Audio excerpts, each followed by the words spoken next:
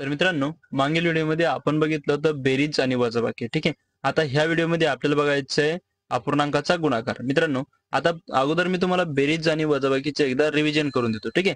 बघा, आता आपण काय बघितलं होतं, समजा जर आपण अशी एक संख्या घेतली आणि या संख्येची करायची आपल्याला बेरीज. ठीक आहे. मग आपण काय करत होतो, अगोदर चेक करत होतो खालची संख्या सारखी आहे का. मग जर खालची संख्या सारखी नसेल तर आपण काय करतो, त्यांचा तिरका गुणाकार करत होतो. म्हणजे काय बघा, 3 गुणिले 5 बेरीज आहे म्हणून सनी बेरीज 4 सॉरी किती, हा 4 गुणिला 2. ठीक आहे.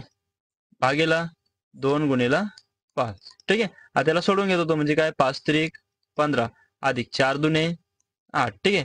यांचा गुणाकार केला छेद 2 गुणिला 5 म्हणजे किती, 10. याला भागीला म्हणलं तरी चालतं. मग बघा, 15 आणि 8 किती होतात, 23/10. जर या संख्येला भाग जात असेल तर पुढे देत होतो, नसेल जात तर नाही देतो. ठीक आहे. बघा, जरी इथपर्यंत तुम्हाला जमत असेल तरी काही प्रॉब्लेम नाही, पण आता ह्या संख्येला कोणत्या संख्येला पुढच्या संख्येनं भाग जात नाही. ठीक आहे. म्हणून सर आपलं उत्तर हे फायनल उत्तर आहे किंवा शेवटचं उत्तर आहे. बघा, मग हे झालं बेरीज. मग जर वजाबाकी असेल तर आपण काय केलं असतं फक्त, बघा आता समजा इथं वजाबाकी, तर फक्त काय केलं असतं, हे वजाबाकी चिन्ह चेंज केलं असतं. ठीक आहे. मग वजाबाकी चिन्ह चेंज झालं म्हणून सर या दोन संख्येची काय होईल, वजाबाकी. ठीक आहे. मग बघा, मग 15 मधून 8 गेले किती उरल, 7. ठीक आहे.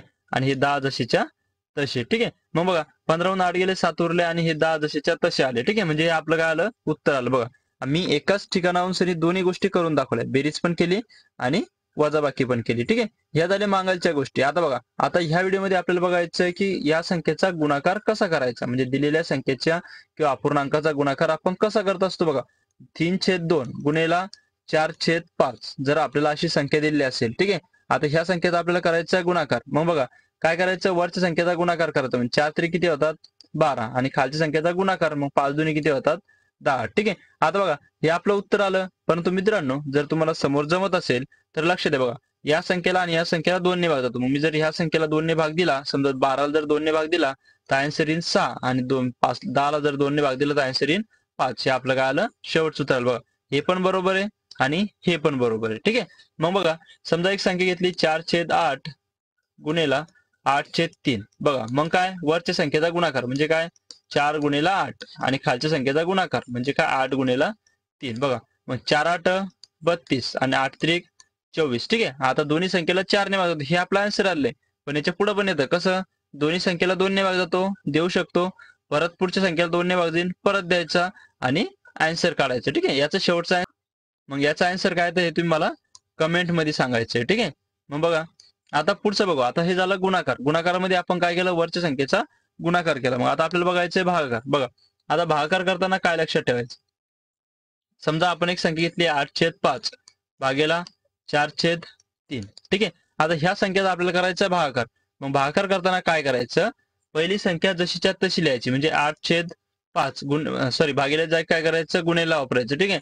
आणि खाली मुंडकं वर पाय करायचं, म्हणजे जी दिलेली संख्या समोरची तिला काय करायचं, खाली मुंडकं वर पाय करायचं. म्हणजे काय, ही 3 वरती लिहायची आणि 4 खाली लिहायची. बघा, मग काय, 8 त्रिक 24 आणि 5 चोक 20. आपला आन्सर आलेला आहे. बघा, आता याच्या पुढे पण भाग जातो. बघा, 2 ने जर भाग दिलात किती, 12 आणि 2 ने भाग दिलात किती, 10. परत 2 ने भाग जातो, मग 2 ने भाग दिला किती, 6 आणि 2 ने भाग दिला आन्सर किती, 5. मग काय आलं, आपलं उत्तर आलं मित्रांनो. ठीक आहे. अजून एक संख्या करून बघू. समजा 7/6 भागेला 8/3 ही एक संख्या घेतली. ठीक आहे. आता बघा, मग काय करणार, पहिली संख्या जशी तशी म्हणजे 7/6 भागेला दुसऱ्या संख्येचे खाली मुंडकं वर पाय म्हणजे काय, 3/8. बघा, मग काय, सॉरी भागेला नाही तर गुणेला येईल. जेव्हा आपण हे करत असतो तेव्हा काय करायचं, चेंज करून घ्यायचं आहे. मग बघा, 7 त्रिक 21 आणि 8 सकम 48. ठीक आहे. मग 3 न भाग दिला, 3 7 21.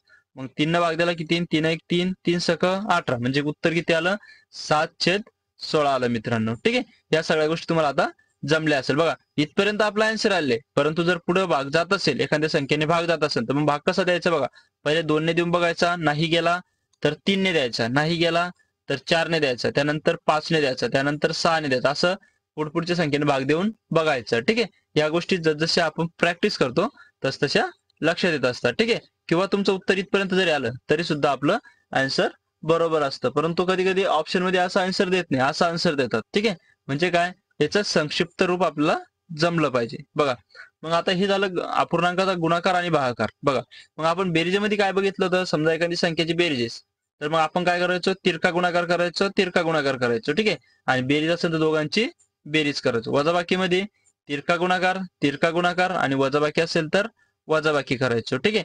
गुणाकारामध्ये फक्त वरच्या संख्येचा गुणाकार, खालच्या संख्येचा गुणाकार, मग काय आला गुणाकार, ठीक आहे. आणि भागाकारामध्ये पहिली संख्या जशीच तशी, भागालेच जागी गुणाकारात चिन्ह, आणि दुसरी संख्येला काय करायचं, उलट करायचं, म्हणजे खाली मुंडकं वर, म्हणजे काय, खालची संख्या वर आणि वरची संख्या खाली केली, ठीक आहे. या सगळ्या गोष्टी आता मी तुम्हाला समजून सांगितल्या मित्रांनो, ठीक आहे. जर व्हिडिओ आवडला असेल तर व्हिडिओला लाईक करायचे आणि चॅनलला सबस्क्राईब करायचे, ठीक आहे. आपल्याला लवकरात लवकर 1000 सबस्क्रायबर कंप्लीट करायचे मित्रांनो, ठीक.